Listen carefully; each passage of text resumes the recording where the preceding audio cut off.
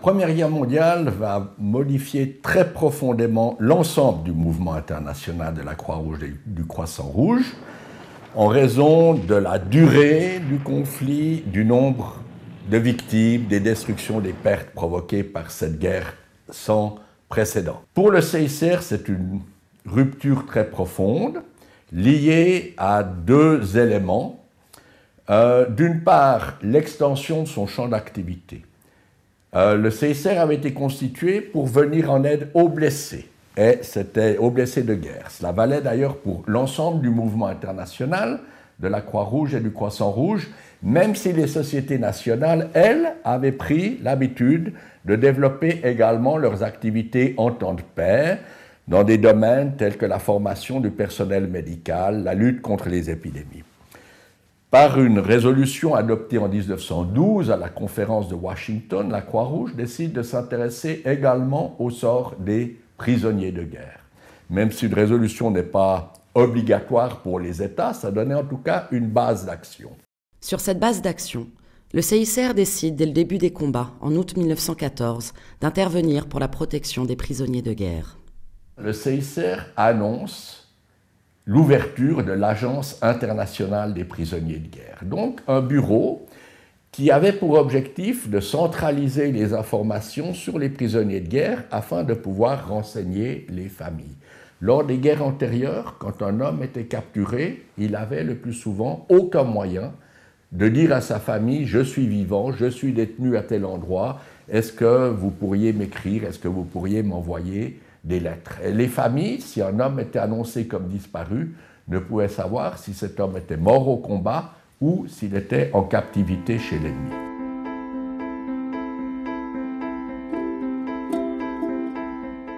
Le prisonnier comme le blessé, c'est un homme qui est hors de combat, qui n'est plus en état de poursuivre la lutte, et c'est un homme qui souffre. Le blessé au titre de ses blessures, mais le blessé et le prisonnier également au titre de leur isolement et au titre, pour le prisonnier, de la captivité, le fait d'être détenu en territoire ennemi au pouvoir de l'adversaire. Tout comme le soldat blessé, protégé depuis 1863 par le droit international humanitaire, le soldat prisonnier doit être traité avec humanité. Juste après la bataille de la Marne en septembre 1914, le CICR comprend que la guerre va durer. Par conséquent, la captivité pour des millions de soldats s'annonce longue. Ça va obliger le CICR à changer totalement son dispositif.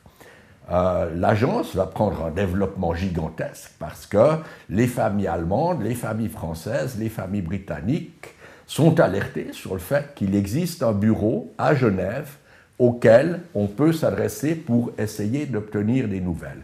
Et le CICR va faire des démarches auprès des belligérants pour obtenir les listes des captifs qu'il va recevoir, centraliser ces listes, convertir les listes en cartes selon un système de classement alphabético-numérique très complexe mais très efficace, de façon à pouvoir ensuite rejoindre en quelque sorte la demande qui vient d'une famille avec l'information reçue de la puissance détentrice et pouvoir répondre aux familles, oui, votre fils est vivant, oui, il se trouve dans tel et tel camp de prisonniers à tel et tel endroit, voici son adresse, vous pouvez lui écrire, vous pouvez lui envoyer des secours.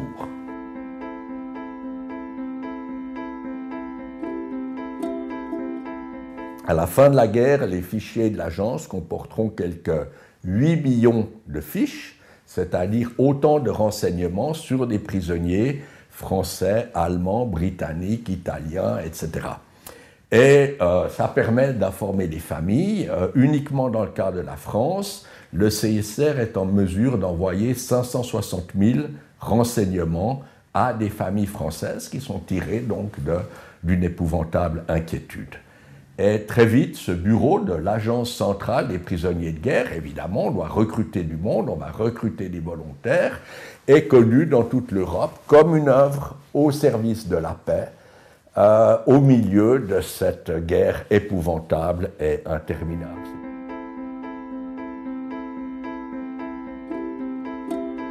Le CICR se rend compte qu'il ne peut pas se contenter de ce travail remarquable et très important d'acheminement du courrier entre les prisonniers et leurs familles. Parce que lorsqu'éclatent les hostilités, le régime des prisonniers de guerre est régi par le règlement annexé à la 4e Convention de La Haye, et ce règlement pose uniquement des principes très généraux. Par exemple, le principe qu'en ce qui concerne le logement, l'habillement, la nourriture, etc., les prisonniers de guerre seront traités selon le standard national, c'est-à-dire recevront le même type de logement, d'habillement, de nourriture que les soldats de la puissance détentrice.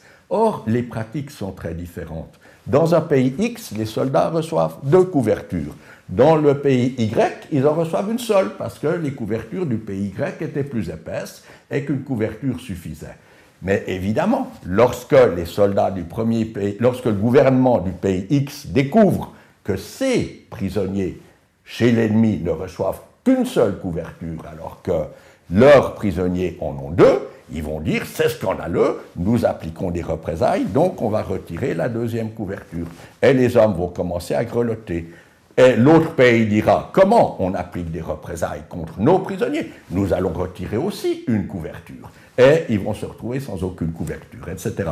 Même chose pour la solde, même chose pour la nourriture. Et le CICR se rend compte que par ce mécanisme des mesures de représailles, en vérité, le régime conventionnel de protection des prisonniers de guerre est en train de s'effondrer. C'est Gustave Ador, président du CICR, qui va personnellement proposer aux Français, aux Allemands, aux Britanniques et aux Italiens de recevoir des délégués du CICR pour visiter les camps d'internement. Non seulement il s'engage dans la négociation, il se rend lui-même à Bordeaux, où le gouvernement français s'était replié, vu la proximité du front par rapport à Paris, puis à Berlin, mais également il participera personnellement aux premières visites. Ces rapports seront ensuite publiés de façon à dire voilà la véritable condition des prisonniers de guerre, les choses ne sont pas du tout ce que la propagande dit, et essayer de calmer les esprits par rapport à ces interventions.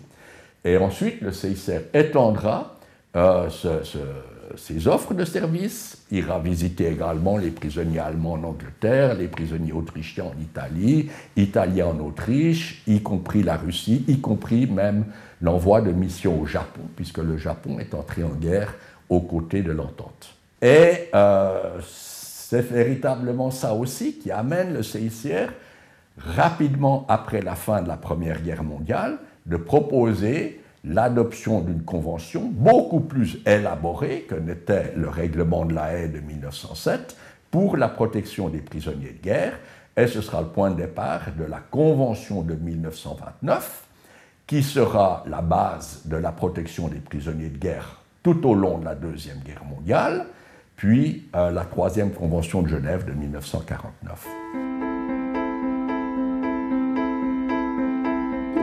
Avec le prolongement de la guerre, on va assister à un engagement d'armes de plus en plus massif, et chaque belligérant va chercher à développer de nouvelles armes de façon à surprendre son adversaire. Ça conduira notamment à un usage très large des gaz de combat, et ça amènera le CICR à prendre position au début de l'année 1918 avec un appel très solennel auprès des belligérants pour qu'ils renoncent à l'utilisation de gaz de combat. Malheureusement, cet appel ne sera pas suivi, donc ça n'entravera pas l'utilisation des armes de combat jusqu'à la fin de la guerre de 1914-1918. En revanche, le fait que le CICR ait lancé cet appel pendant la guerre jouera un rôle important lors de la première conférence du désarmement, où le CICR soulèvera la question de l'utilisation des armes chimiques, et cette intervention amènera l'adoption du protocole de Genève de 1925, réinstaurant la prohibition des armes chimiques qui avait été prévue déjà par l'une des conventions de La Haye de 1907. Le premier conflit mondial voit également l'apparition d'autres méthodes de combat, comme l'artillerie aveugle incarnée par la grosse Bertha, qui tirait à plus de 100 km de distance, ou encore les premiers bombardements aériens. C'est pratiquement le premier conflit où il y a eu l'utilisation, sur une échelle croissante tout au long des hostilités, de l'arme aérienne, même si l'arme aérienne apparaît la toute première fois, c'est en 1911, lors de la guerre entre l'Italie et l'Empire ottoman. Mais c'est véritablement pendant la Première Guerre mondiale qu'on assiste au début de l'aviation de guerre, et notamment de l'aviation de bombardement, avec la tentation d'aller bombarder les localités de l'arrière. Le CICR s'est préoccupé de cet enjeu, a discuté d'un éventuel appel contre les bombardements aériens, a donné la priorité à la démarche contre les armes chimiques, et puis finalement la guerre a pris fin avant que l'appel sur les bombardements ait été lancé. Et c'est à l'occasion de la guerre d'Espagne, à l'occasion du conflit sino-japonais de 1937, que le CICR va lancer les premiers appels contre les bombardements aériens. Alors le CICR est en liaison très étroite avec les sociétés nationales, mais les sociétés nationales de Croix-Rouge, elles sont totalement absorbées par leurs tâches nationales. Et donc le CICR, évidemment, la Croix-Rouge française, eh bien, elle est immensément mobilisée par l'assistance qu'elle doit fournir aux services de santé de l'armée française qui sont confrontés à un nombre gigantesque de blessés auxquels une assistance médicale doit être donnée. Il en va de même en Allemagne. La Croix-Rouge française va également s'occuper de soutenir les familles des soldats décédés et les familles des soldats tombés en captivité. Mais tout ça, ce sont des tâches nationales, et le CICR va s'imposer véritablement comme le pivot, comme l'intermédiaire neutre entre une Croix-Rouge française, une Croix-Rouge allemande, une Croix-Rouge britannique et une Croix-Rouge allemande, une Croix-Rouge italienne et une Croix-Rouge autrichienne, et également entre les gouvernements. Et ce rôle d'intermédiaire neutre qui apparaît dès la guerre franco-allemande de 1870-1871 va connaître une gigantesque expansion durant la Première Guerre mondiale.